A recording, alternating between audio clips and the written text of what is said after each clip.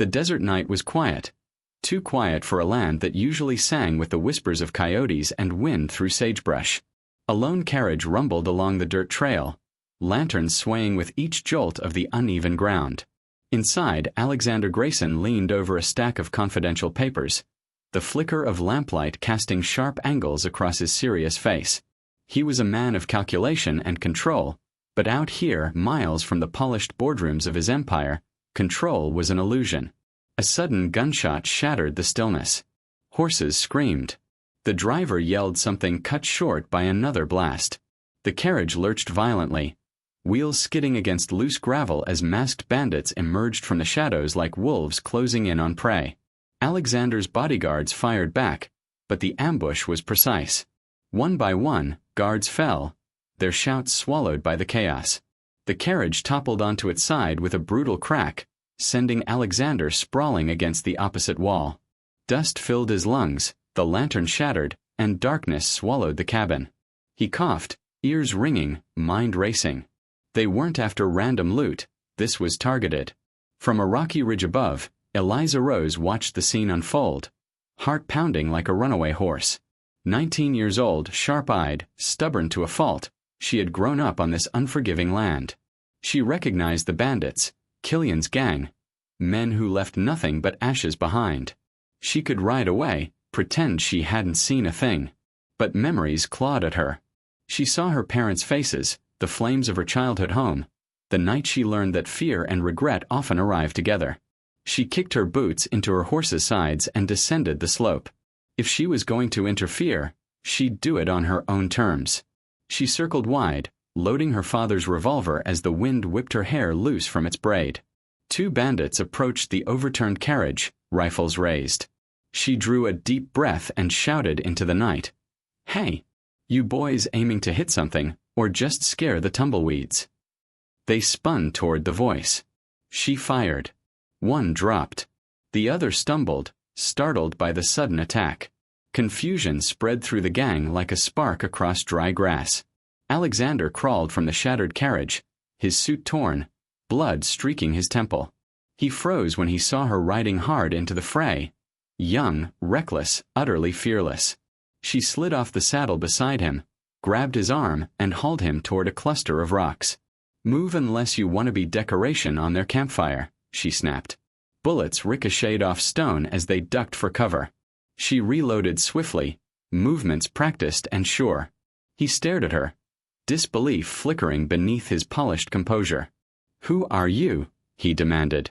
She smirked, eyes glittering in the moonlight. "Just someone who hates bad odds." A rifle clicked behind them. Alexander's expression shifted. "Eliza," he whispered urgently. "Down." The night held its breath. Rain swept across the plains in relentless sheets, turning the dirt path into a mire of slick clay. Eliza led Alexander through the downpour, their breaths coming fast, boots slapping against the soaked earth. They didn't speak. Every sound could betray their position to the bandits still combing the darkness behind them. In the distance, lightning split the sky, revealing a sagging wooden cabin crouched beneath a cluster of trees. It wasn't much, but it was shelter. Inside, the air smelled of damp timber and forgotten years. Eliza struck a match with steady fingers, lighting the remnants of a hearth fire. Shadows sprang up the walls as the flames caught, illuminating Alexander's bruised face. He moved stiffly, clutching his side, the sharp elegance of his corporate world replaced by raw, human vulnerability. She fetched a dusty tin from a shelf and tore a strip from her shawl, gesturing for him to sit. He obeyed, but his eyes never left her. She worked silently, cleaning the gash on his arm with careful precision. Her hands were sure, though her heart still hammered from the fight. He hissed as the alcohol touched the wound, and she glanced up briefly, meeting his gaze. In that fleeting moment, the storm outside felt distant, irrelevant. "You're no ordinary passerby," he said finally, voice low. "Neither are you," she replied. "Men with entourages and targets on their backs don't just wander through the desert at night." His mouth curved into something close to a smile, though fatigue dulled it. "Alexander Grayson," he offered, as though it might explain everything. "Eliza Rose," she answered simply, tying the bandage with a firm knot. The firelight softened their edges. For the first time, Alexander noticed the intelligence in her eyes, the guarded strength that came from surviving too much too young. She noticed the way his composure slipped when he thought no one was looking, revealing exhaustion and a loneliness he probably never confessed aloud. Thunder rumbled, closer now. She glanced at the shuttered windows. They'll keep searching until dawn. We'll have to stay quiet, he murmured. Silence settled between them, heavy but not uncomfortable. The crackling fire filled the space where words might have gone. She sat across from him, legs drawn up, studying the flames. He studied her.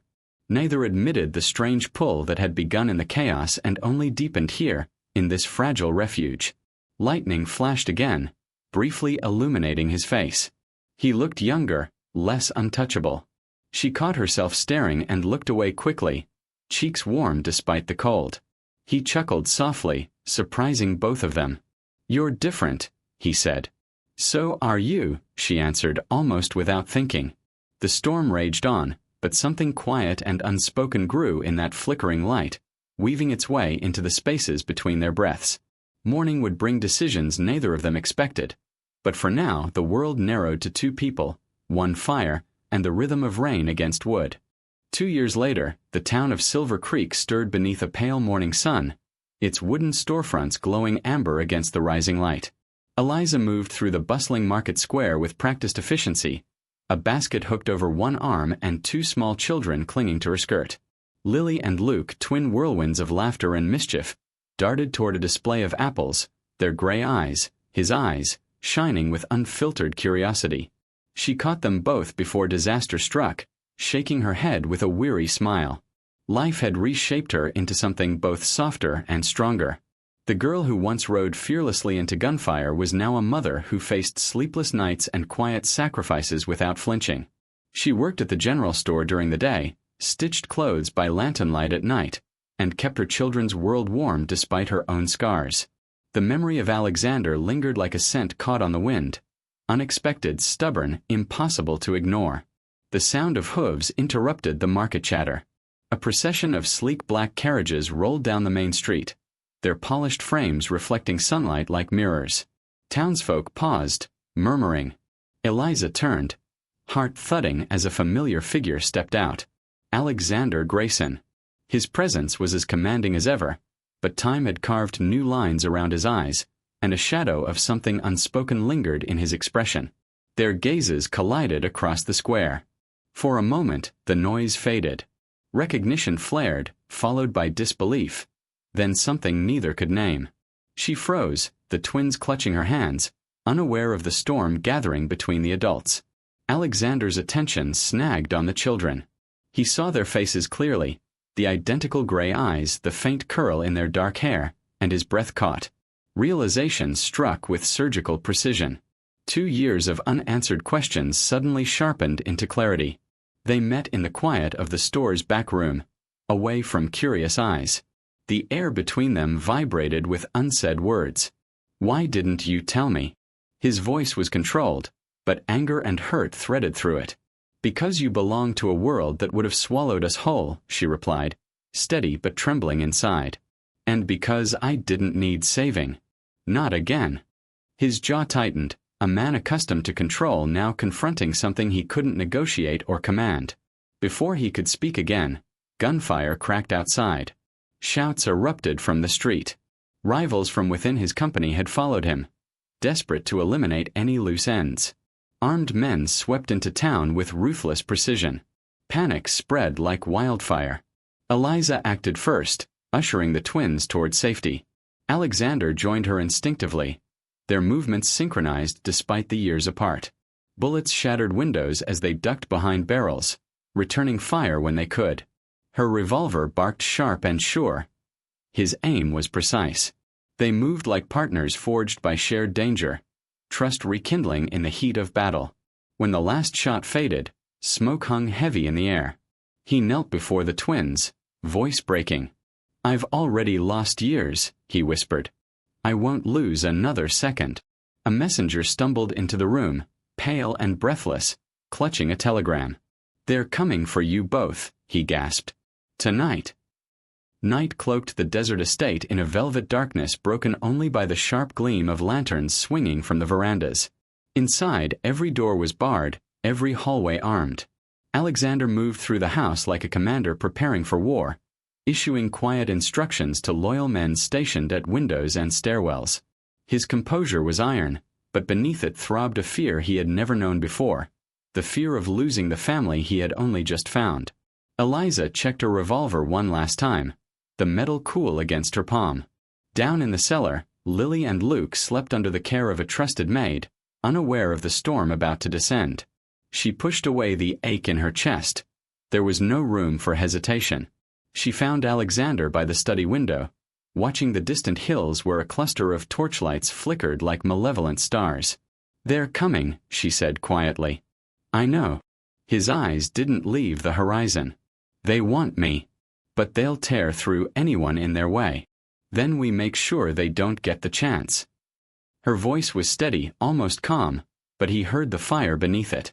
The first shots came just after midnight, sharp and sudden. Glass shattered, horses neighed in terror, and the night erupted into chaos. Bandits and hired mercenaries swarmed the estate, their boots pounding against the walls like a living storm. Alexander fired from the upper balcony, picking off attackers with calculated precision. Eliza moved like quicksilver through the shadows, striking from unexpected angles, each bullet deliberate. Smoke filled the corridors, thick and acrid. A lantern exploded in the hallway, flames licking the ceiling. She dashed through the heat to drag a wounded guard to safety, coughing but relentless. Alexander intercepted a traitorous board member at the library doors, a man he had once trusted. Their confrontation was quiet but deadly, ending with a single decisive shot.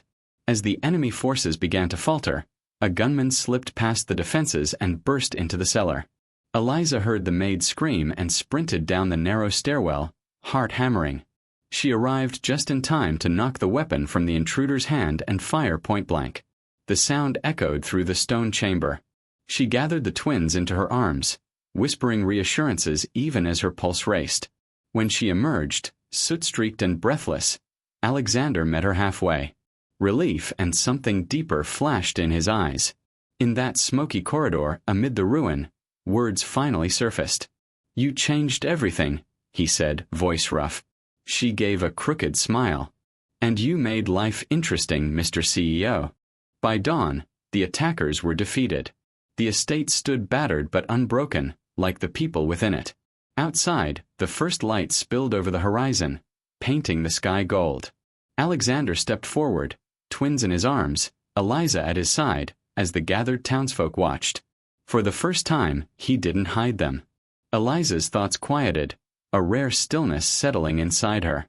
She hadn't planned any of this, yet somehow, against every odd, they had built something worth protecting.